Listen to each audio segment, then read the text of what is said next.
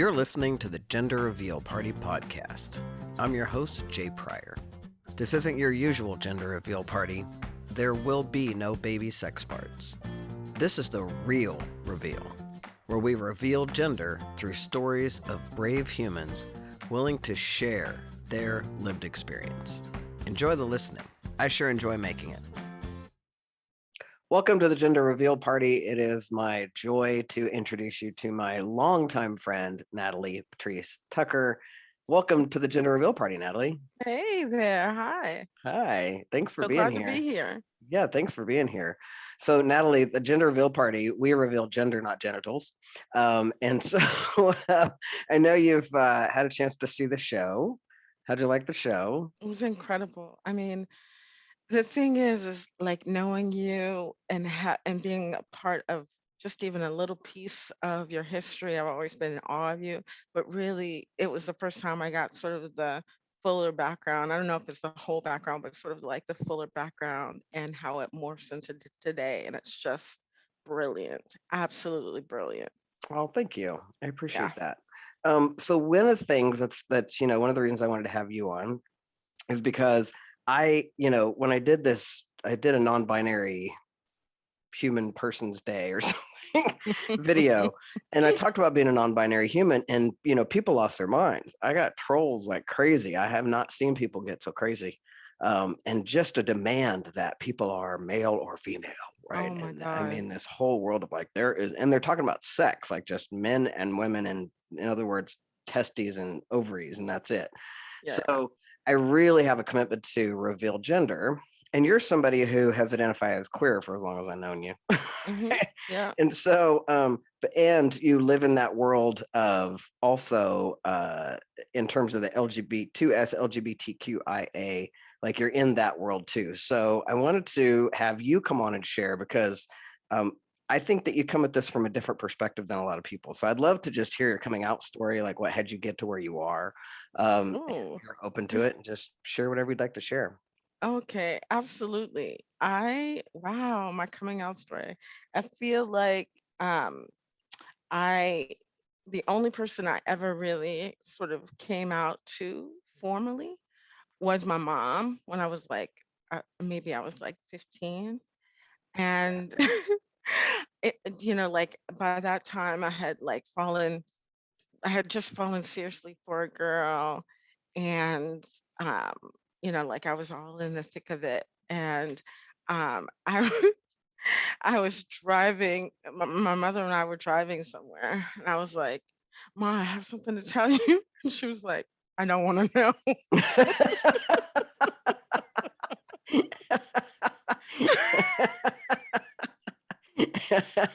That's hilarious. I don't want to know. Yeah. And I was like, okay. And like from then on, it was like unspoken. I mean, eventually over the years, like of course my life is is lived out loud and in public, but she was the only person that I felt like needed to know, like from me, Yeah, that like I was queer. yeah. And she really didn't care. Or maybe she did care, but like I want to know about it. yeah, yeah, Yeah, that's funny. That's yeah. funny. And so I've seen you do gender all kinds of expressed ways, right? I've seen you with a shaved head. I've seen you, like that you have the big, beautiful hair now. Like I've seen you do all kinds of gender. I've also seen you in that world of, and do you identify in terms of the LGBTQIA? Let's talk about identification because people like to Hmm. talk about that. Yeah. Do you identify as bisexual or pansexual or just queer, or like where do you put yourself on that scope? Because I know that you Uh, date both what I call bio men or biological born men. I know you date cis trans boys. men. I know you I know a lot of the spectrum. Mostly what I've seen you date are people who fall, Masculine center descent. masculine to center, right? So Yeah. talk to me about that. Okay. So for simplicity's sake, I just tell people I'm queer, Right. and who I am is a lesbian identified bisexual. So I, or like I sometimes call myself omnisexual just because, like gender is not a binary. But um, I, like I said, when I was 15, I fell into it with this um, girl my age, and it was awesome. And then a few years later, I had a very long relationship with a guy, um, and have dated all kinds of folks, or here and there. I tend to be in relationships with people who are masculine or center, but I've had, sort of sexual engagements with and sort of like loverships with folks all over the place, and all kinds of body expressions and that sort of thing. Yeah. Oh, And and then, yes, did I answer your question? yeah, pretty Okay, much. good. I mean, I love Okay, that you said you're a lesbian. What'd you say? A lesbian leaning or lesbian lesbian identify identified, because lesbian identified bisexual? Because I really like that. Lately, I've felt more lesbian identified than I actually have ever in my life. And one of the mm, things that's frustrating because, when I was a young person, I came out, the word lesbian did not fit me. hmm So butch fit me, dyke fit me. Lesbian seemed like some weird, you know, and I started calling lesbians that the beans, that always works to be a bean. But I feel more like a bean right, now than I've ever felt. yeah, And part of that is going off testosterone and how much I love women. And, hmm I have a gorgeous one at home hmm that I get to love on whatever I want. But that whole affinity for women is so palpable for me right now. And I think it's hmm from going off testosterone. It's like finally getting it all out of my system or something. I've just got this mm, real, like, palpable feeling like I had when I was a young person. mm, But what always is frustrating for me is when men, especially bio men, when bio men say they're lesbians, like that's frustrating for me because you don't know what it's like right, to walk through the world as a woman. right. And so I don't want people to think I'm saying that because they look at me and they think I'm a man. But I do feel I'm more like a lesbian identified. Like a lesbian identified trans queer That's lately. lovely. That's delicious. Right. Well, Isn't that so fun? like my roots and foundation are in the lesbian community. How Right. how Same. I got to love myself and build community and even know what community Oh, was same. inside of um circles of butch femme folks, and like that was really my whole first conversation about gender. I and that's another piece I didn't answer, is that like my gender is femme, but it's very easy for me to, sort of identify with woman. So I'll check that box, like if, sort of a lean woman, if you Yeah. will. And for me, uh, I I read Kate Bortenstein's gender workbook way back, in like the early 2000s, I think, and was just kind of blown away and really got into this deep inquiry about gender and found femme uh, consciousness and femme, the queerness of femme, and um, the the resilience of femme so completely fit me inside of the community I was building, right? Yeah. So, Yeah. you know. And isn't, I was just talking to another femme on the show recently about that immediate feeling of belonging that you Mhm, don't have anywhere else. Like it just doesn't. And, in her experience where absolutely. she had a strong butch femme community, she was in Oakland, so she had a strong butch femme community. But when I would go to those bashes, having been in Kansas, it was like, I don't. I don't feel this way anywhere else. Like this is Yeah. home. It's like the most home feeling I can explain to anybody Mhm. inside those communities. It's like, oh, these people get me, like Mm, really get me. And it's interesting how that gets created because there's just no place else in the world the whole system has been set up for straight people in the mhm. binary and white straight Right. people. And so all of that Mhm. But is it's just a piece of being human. When you find your people, you find your people, right? right. And that an innate sort of feeling of belonging sends you on a journey to quantify it and identify it so that you can begin to communicate it and build space for it in the world, right? Yeah. Yeah. Yeah. Or Yeah. like I felt like that's what happened to me. I was like, oh my gosh, I'm fam. This is great. This is so great. It is so great. Everyone must know how great this is. It is so great. And one part of the reason that I wanted you to be on the show and why I've interviewed the very first show we're starting with is with Doc. And No, yeah, yeah, I'm we're so starting with excited. the coolest butch on the planet, right? basically the I hottest butch in mean, come America. on. Right?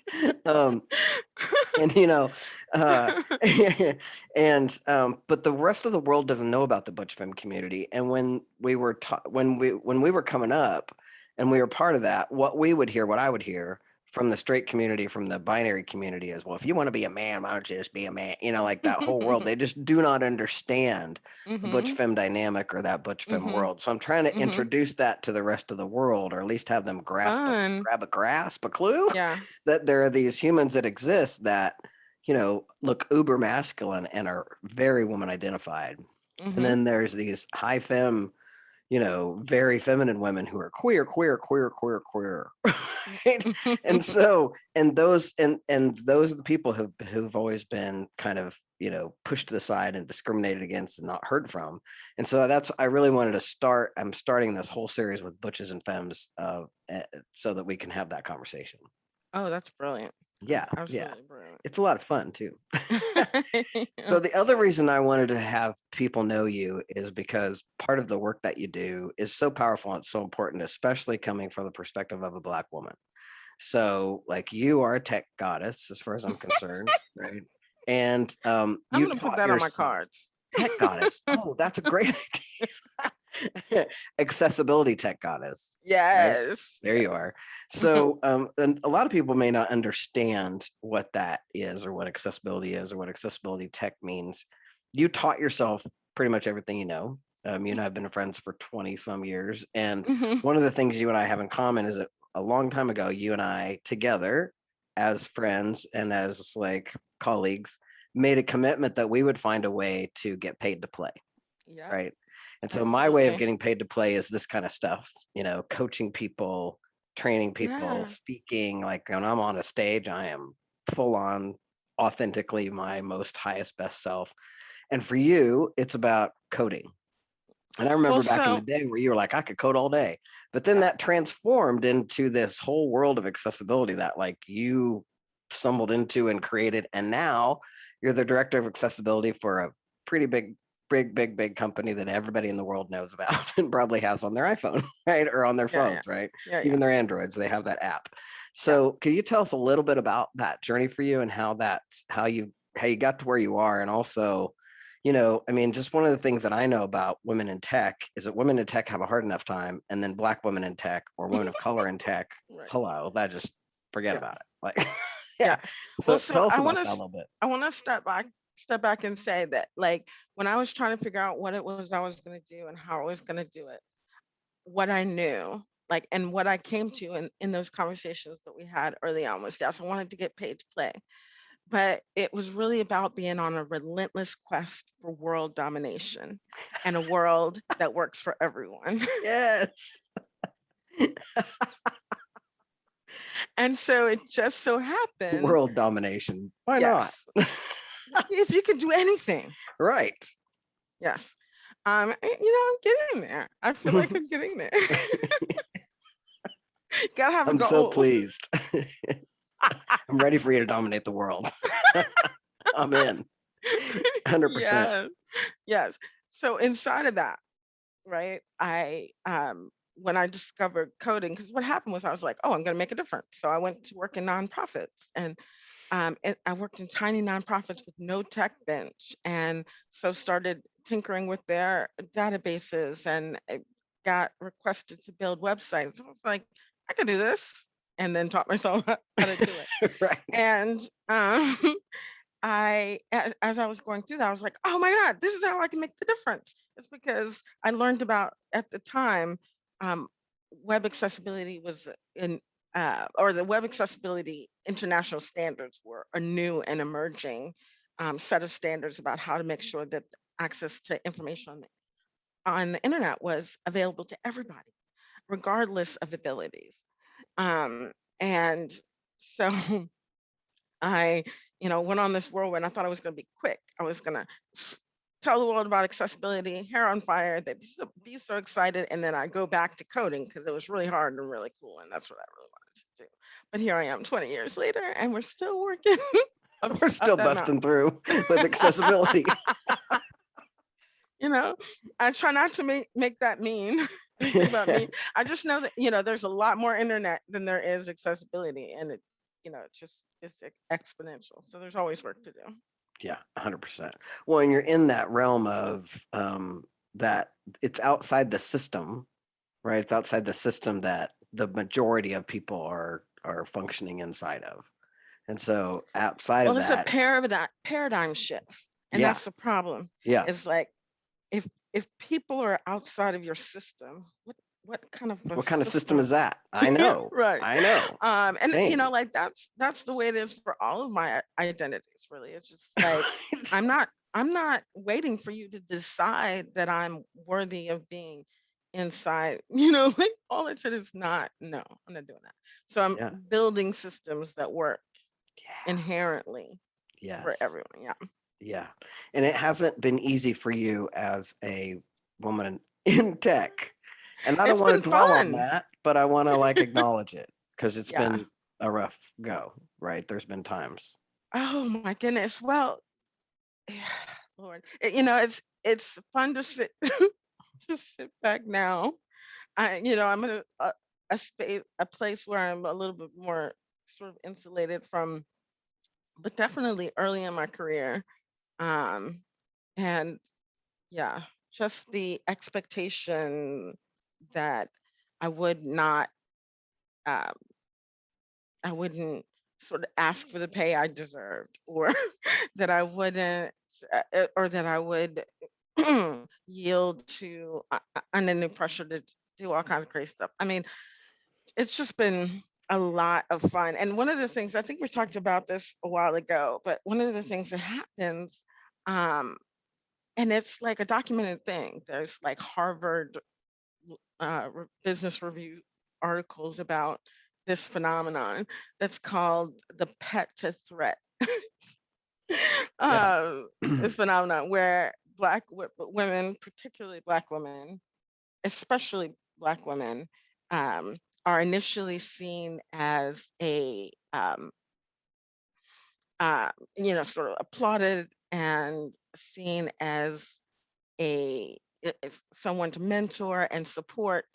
And when as Black women evolve and mature in their career or in positions, then it switches very rapidly to them being a threat. They know too much, they're too bossy, they're aggressive, uh, or angry, right?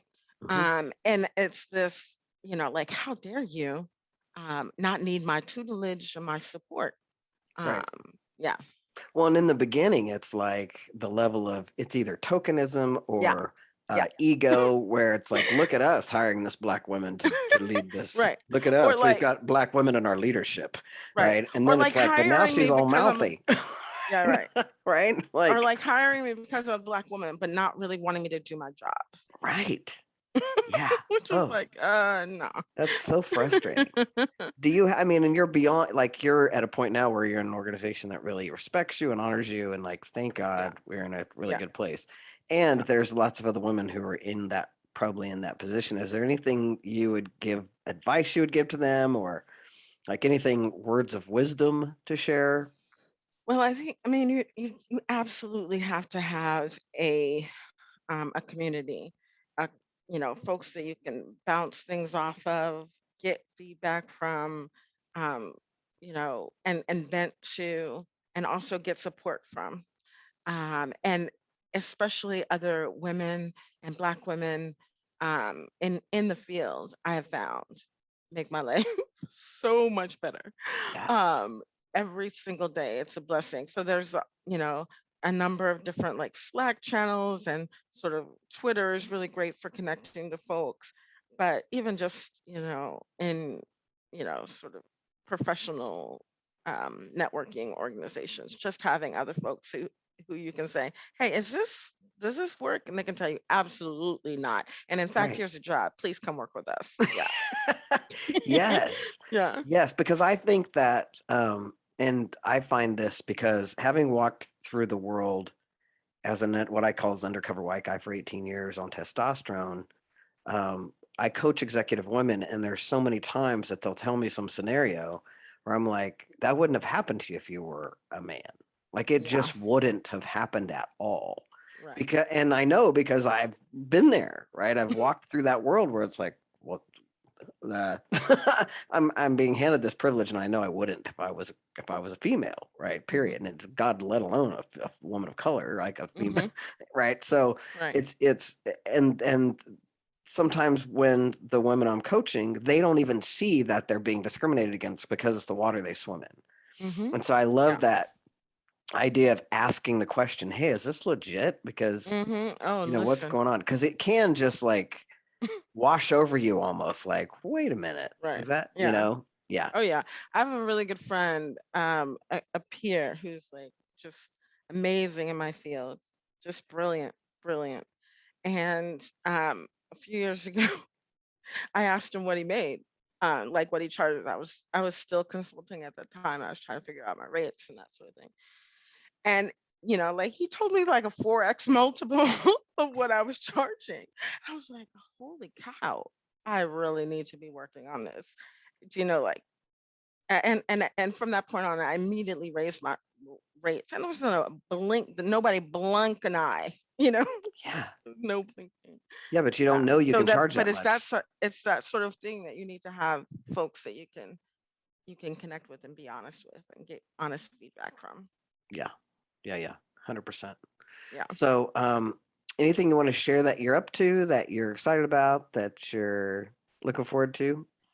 Ooh, there's so much going on. Like I just moved to Atlanta and I'm in my new house, and there's just I'm, um, I'm thrilled with the path my life is on.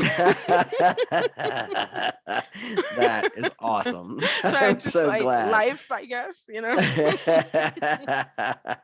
Well, and for me, I'm so excited to see you thriving in that Mm, whole world. It's like been a long journey, and all of us, you and I are both like you're younger than me, but you're definitely, we're elder gays. We're elder queers at this point. And yeah. so, those 20s and 30s are just tough for everybody. Yeah, I just think Hmm. that's just part of life. 20s are struggle and 30s are trying to fit, And Yeah. so I'm just so excited to see you thriving and to have you on the show. I want to introduce the world to very powerful femme queer women, and you're Nice. one of them. Thank you. So That's yeah, awesome. so thanks for being on the show, and thanks for being a part of my life. I sure My appreciate it. absolute pleasure. Absolute pleasure. Hey, thanks for listening to the Gender Reveal Party podcast. I hope you loved it. And if you did, would you take a second and go do all the things like subscribe, rate, review, tell all your friends? Apparently, if you do that, the podcast platforms are more likely to share it. And if you think these stories are important, please take 3 minutes to just go do that. I'd really appreciate it. Also, I'd love to connect with you on social. On Instagram and Facebook, I'm at the Gender Reveal Party, and on Twitter, I'm at Pryor J. It's a real joy and privilege to bring you this podcast. Come back soon. Love you, bye.